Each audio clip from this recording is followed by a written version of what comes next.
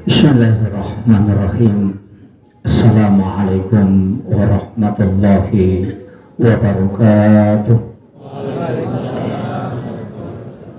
Alhamdulillahirabbil alamin wa bihi nasta'inu ala umuri dunya waddin. Asyhadu an la ilaha illallah wahdahu la syarikalah wa asyhadu anna Muhammadan abduhu wa rasuluhu al-mab'uts rahmatan lil alamin. Ma'asyiral muslimin, sidang jamaah salat tarawih yang insyaallah dirahmati dan dimuliakan oleh Allah Subhanahu wa taala. Alhamdulillah, kita sebenarnya menunggu ketetapan pemerintah dari hasil sidang isbat. Kalau memang ini adalah tarawih terakhir, saya mewasiatkan kepada seluruh jamaah yang hadir, terkhusus kepada Bapak Imam, nanti sujud terakhir, rakaat terakhir salat tarawih itu hendaknya agak lama sedikit. Jadi di dalam kitab Mabadi Azazi dan juga dalam kitab Bahjatun Nufus, bahkan Imam Al-Jaisi menulis dalam kitabnya, Syekh Abdul Qadir Al-Jilani juga menulis dalam kitab, bahwasannya siapa yang ingin dipanjangkan umurnya sehingga dia bisa mendapati Ramadan tahun depan, maka hendaknya pada sujud terakhir, rakaat terakhir, tarawih terakhir, dia berdoa kepada Allah dengan memohon untuk mendapati tarawih pertama di tahun berikutnya. Sebenarnya doa panjang umur itu Bapak Ibu sekalian ada 3. Yang pertama adalah ketika kita melaksanakan sholat tarawih terakhir di bulan Ramadan, tapi itu sujud terakhir.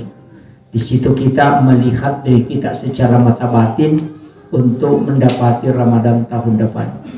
Insya Allah itulah janji yang disampaikan oleh para ulama, termasuk Sayyid Hamid Al-Qudsi dalam kitabnya dia menyampaikan amalia ini. Yang kedua, doa panjang umur itu kita bisa minta pada saat pelaksanaan Idul Kurban. Ketika kita menyembelih, orang menyembelih hewan kurban yang kita kurbankan, kita berdiri di depannya. Itulah sehingga sebenarnya orang yang berkurban itu diminta hadir semua menyaksikan sembelihan. Cuma kadangkala kita ketika berkurban nanti bagi daging baru datang, itu juga jadi masalah. Makanya ketika sebelum disembelih kita dipanggil untuk datang ketika sebelum darah menetes ke tanah, karena pahala yang paling cepat itu pahala kurban. Karena Rasulullah mengatakan ketika orang mau menyembelih binatang kurban, ketika mulai dia start sembelih sebelum darah itu sampai menetes ke tanah, pahalanya sudah sampai. Bayangkan itu dengan jarak tidak cukup 1 jengkal dari tanah, tetesannya mungkin hanya sekian detik, tapi lebih cepat pahala yang naik daripada yang turun. Siapa yang bisa berdoa di antara tetesan darah itu sebelum dia jatuh ke tanah, maka itu sangat mustajabah. Sebenarnya kunci doa yang paling mustajabah di situ, cuma kadang orang jarang memanfaatkan. Nah, makanya kadang-kala kita tidak memperhatikan, bahkan ada yang takut melihat kalau binatang disembelih. Padahal kita baca ini wajjahtu wajhiya lillazi fataras samawati wal ardi, itu dibaca.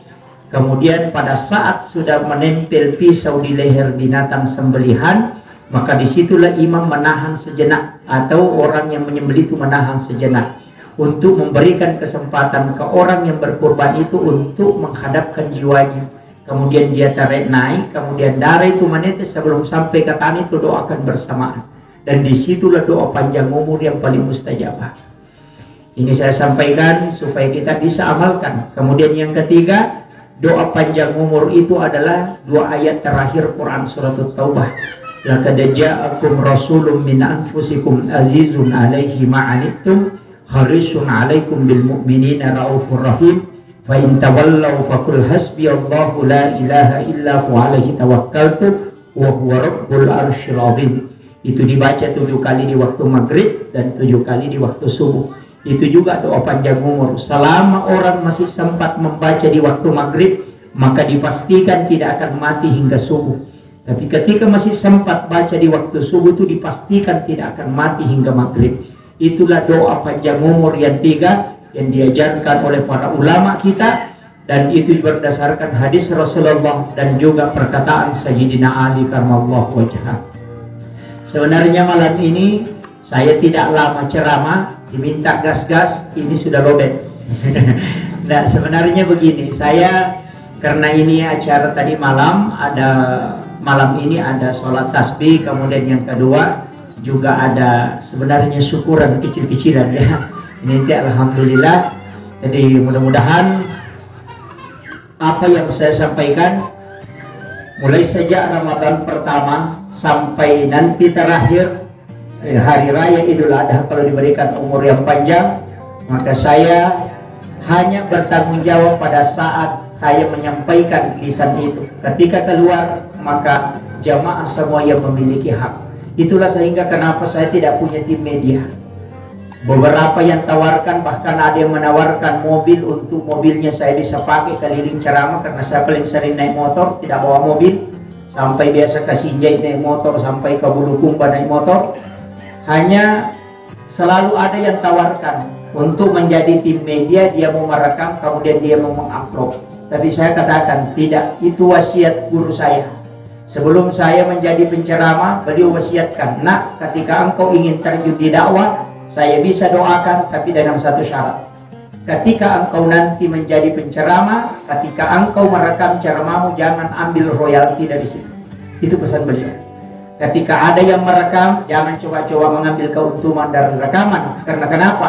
Engkau hanya memiliki ketika engkau ucapkan, tapi ketika sudah keluar dari lisanmu itu milik orang. Ketika engkau mengatur itu berarti sama dengan engkau sudah kembali. Itulah sehingga semua orang saya bebaskan untuk merekam ketika ceramah. Sebenarnya di YouTube itu kurang lebih 800 judul ceramah, itu tidak ada rekaman saya. Istilahnya tidak ada dari media saya, karena memang saya tidak punya. Ada YouTube saya, kalau saya lihat sudah mulai meningkat lagi penontonnya, saya hentikan untuk mengupload. Itu hanya pesan-pesan khusus, karena saya tidak mau berpenghasilan. Kenapa? Karena itu wasiat ulama. Pekerjaan ini berat Bapak Ibu sekalian, yang paling enak itu jadi pendengar. Kalau jadi penceramah itu susah. Baru pakai baju, Pak, kalau sudah berniat itu lain-lain, itu sudah tidak dapat pahala. Kadang-kadang kita begitu, pakai parfum mengatakan supaya orang mengatakan harum, itu tidak dapat pahala. Kalau kita pakai parfum supaya malaikat itu mendoakan kita dan sunnah Nabi, itu baru dapat pahala. Maka hati-hati, parfum saja yang kita pakai bisa tidak berpahala hanya karena niat yang keliru. Itulah pentingnya kita menata niat betul dalam ibadah. Kadang-kadang begitu, orang pakai wangian, mengatakan, oh nanti orang bilang kenapa baunya begini, saya harus pakai parfum. Maka parfumnya itu bukan untuk sunnah. Apa? Tapi dia pakai parfum hanya supaya dianggap orang ini harum. Maka dia tidak dapatkan pahala sunnah di dalam menggunakan parfum. Ini perlu kita paham betul tentang kaidah ini.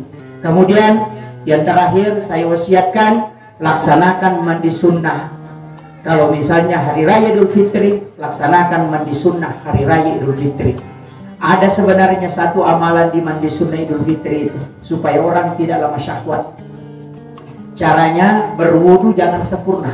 Berwudu pertama jangan mencuci kaki, hanya mengusap ke kepala sampai telinga. Kemudian jangan mencuci kaki, sisakan kaki. Kemudian kita mandi secara sempurna, jangan mengangkat kaki pada saat mandi.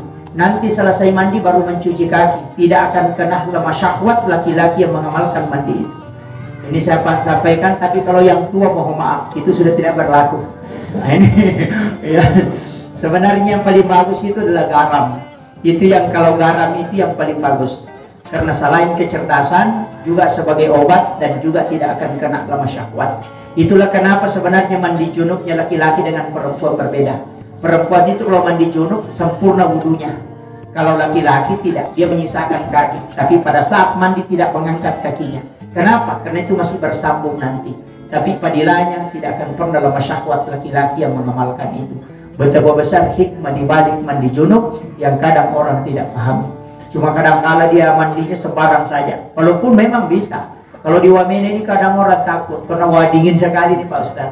Saya sejak hari pertama selalu mandi jam 2 malam. Kenapa? Mandi jam 2 malam itu yang pertama awet muda. Yang kedua tidak akan kena penyakit asma. Yang ketiga remati itu jauh. Kemudian yang keempat Jin itu tidak bisa memasuki orang yang mandi tengah malam seperti itu. Makanya Nabi sunnahkan itu mandi tengah malam. Cuma banyak orang itu menggigil kalau mandi tengah malam. Kalau tidak mau dingin Pak, kuncinya ini yang terakhir penutup. Kuncinya salami itu air, kemudian bacakan salawat. Beritahu kau diciptakan dari Nur Muhammad. Itu salami dia. Kemudian mandi, insya Allah tidak dingin Pak. Bagaimanapun dinginnya air tidak dingin, insya Allah. Itu yang dipakai para ulama kita dari dulu. Sama dengan makanan, makan kambing, salami kambingnya. Allahumma sholli ala Muhammad man khulika man nuri Muhammadin sallallahu alaihi wasallam. Pasti tidak kena ini tekanan makan kambing. Karena kenapa? Semua benda di muka bumi ini diciptakan dari Nur Muhammad. Ketika kita mengucapkan salam kepada Rasulullah, baru diberitahu engkau diciptakan dari situ, insya Allah tidak merusak. Makanan apapun lakukan itu. Kalau ada alergi udang, bacakan salawat itu ke udang baru makan, berhenti itu. Kalau ada alergi cumi, makan, bacakan salawat itu, insya Allah tidak kan itu. Makanya kalau ada orang alergi makanan, ambil makanan dia alergi itu suruh makan, baru bacakan itu, berhenti itu. Silakan makan selamanya. Kecuali makanan pedis dibacakan tetap pedis itu. Assalamualaikum warahmatullahi wabarakatuh.